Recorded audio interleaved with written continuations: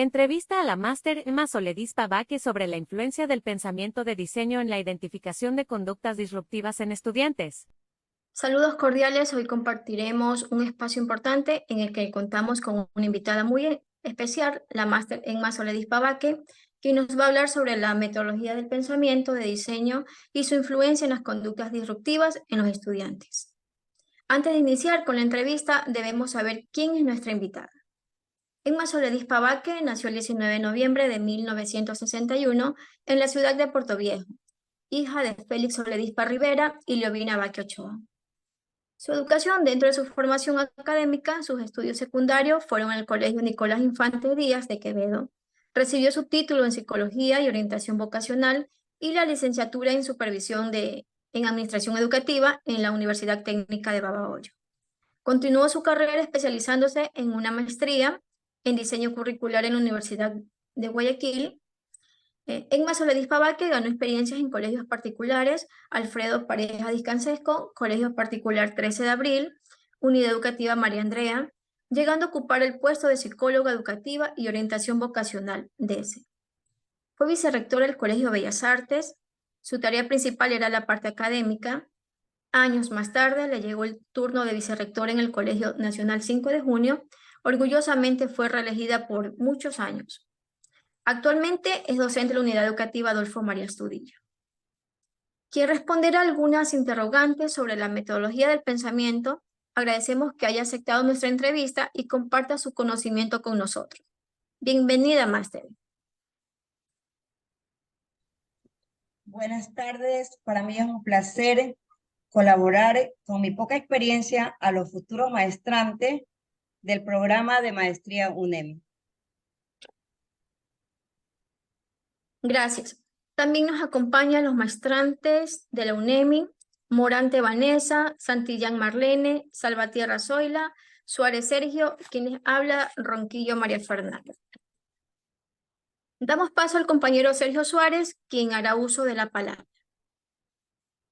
Buenas noches, compañeras. Bienvenida, Magíster Emma Soledispa.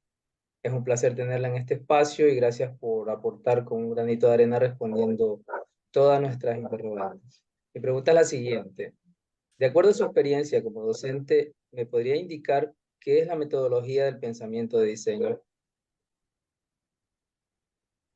Bien, el pensamiento del diseño se puede definir como una metodología de aprendizaje que surge a partir del análisis y la creatividad, donde se involucran a los estudiantes para generar ideas innovadoras que los inviten a la experimentación y a la creación de nuevas formas para dar solución a distintos problemas, ofreciendo así nuevos modelos y herramientas que mejoran los procesos creativos para llevar al aula.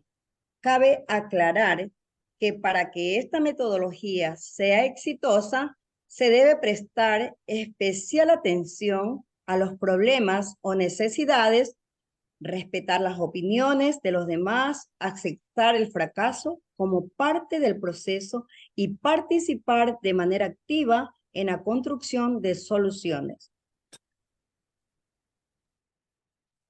Muchas gracias por su respuesta, gracias por su tiempo.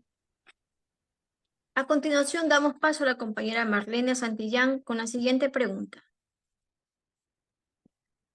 Muy buenas noches, máster. Un gusto conocerla y saber un poquito más de sus conocimientos. Mi pregunta es la siguiente. ¿Cuáles son las características de la metodología del pensamiento de diseño? Bien, dentro de las características de la metodología del pensamiento del diseño, se basa en el pensamiento lógico, la creatividad, la colaboración, la empatía y el aprendizaje a través de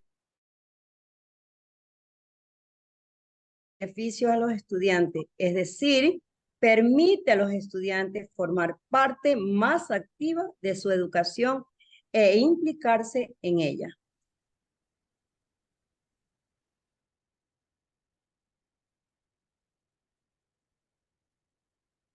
Seguimos con la compañera Salvatierra Zoila con la siguiente pregunta. Buenas noches, mi estimada máster Emma Soledispa. Un placer compartir con usted esta maravillosa experiencia. Gracias por concedernos esta entrevista. Mi interrogante es la siguiente. ¿Cómo cree que el pensamiento de diseño puede ser útil en este contexto?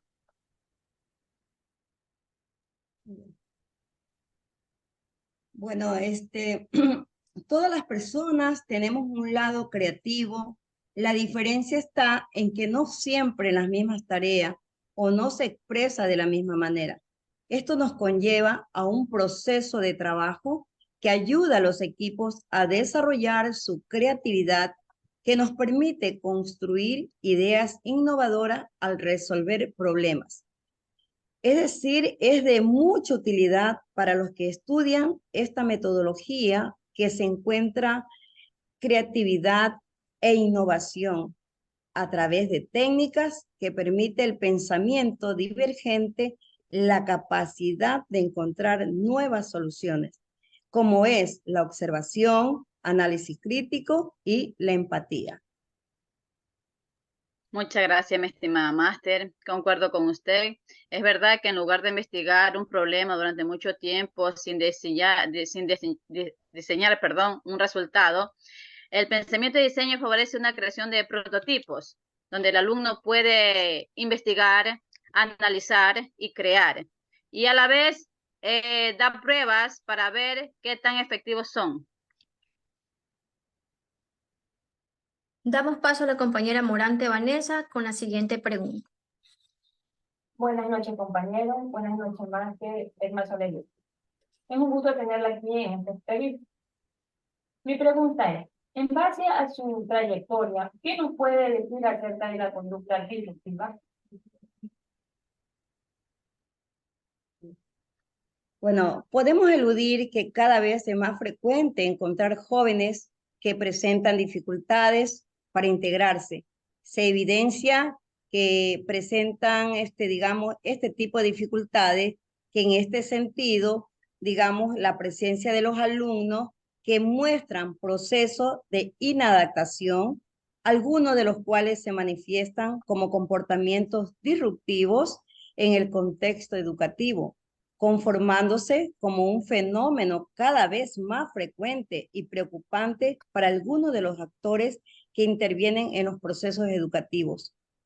Fundamentalmente para aquellos que tenemos la responsabilidad de llevar a cabo el proceso de enseñanza-aprendizaje y su control en las aulas y de su gestión.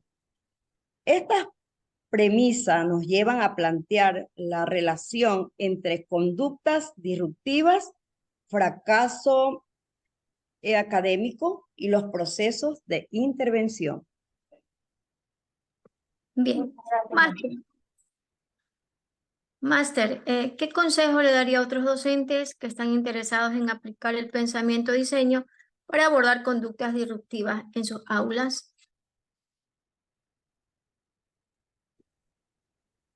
Bueno, si queremos aprender a abordar las conductas disruptivas en el aula, tenemos algunas pautas para una correcta intervención durante sus clases.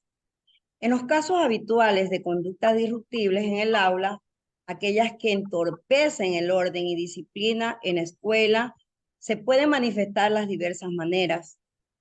Pongamos un ejemplo, por decir, emitir esas conductas de provocación hacia el profesor, desobedecer las normas de comportamiento del aula, iniciar peleas, generar ruidos molestosos o repetitivos.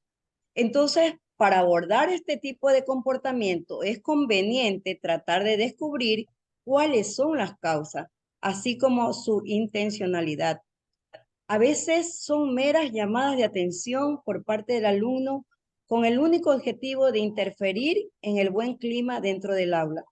Sin embargo, en otros casos, las conductas disruptivas son producto de un trastorno de déficit de atención o de hiperactividad. Podemos también agregar algo que debemos tomar en cuenta: los trastornos de conducta que no responden a una sola causa. Por lo tanto, de ahí la necesidad de valorar todas las variables. Muchas gracias, máster, por compartir su experiencia y perspectiva sobre el uso del pensamiento de diseño para identificar conductas disruptivas en estudiantes de segundo año de educación básica. Es inspirador ver cómo estas metodologías innovadoras pueden tener un impacto significativo en el entorno educativo.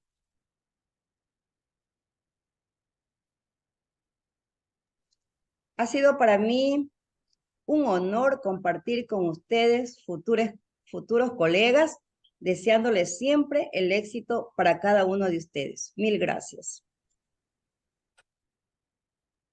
Gracias, máster. Gracias, máster. Gracias, máster. Muchas gracias por su atención.